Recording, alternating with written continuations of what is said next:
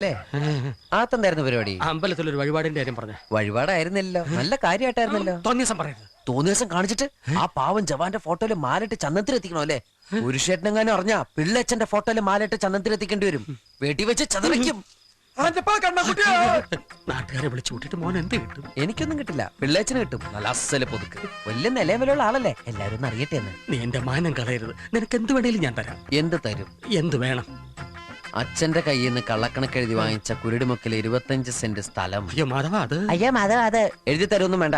അവിടെ ഇത്തവണ എനിക്ക് വിത്തറക്കണം, അതെന്റെ ഒരു മോഹ. ഞാൻ പടവല വിട്ടിരിക്കുക. ആയിക്കോട്ടെ, അത് വിറ്റ് കഴിഞ്ഞാൽ എനിക്ക് വിത്തറക്കാലോ. ഇറക്കാം. ഉറപ്പാടാം. പോകാൻ വരട്ടെ. ഇതൊക്കെ മറക്കാതിരിക്കാൻ ഞാനൊന്നും അങ്ങോട്ട് തന്നാലോ? വേണ്ട, ആരും കാണൂല. വേണ്ടെന്നേ. എന്നാ ചാടിക്കോ മോനെ. ഇന്ന് നീ അവിടെ കക്കാൻ കയറരുത്. ഇന്ന് അവിടുന്ന് എന്തെങ്കിലും പോയാൽ നാളെ എന്റെ തലയിലാവും.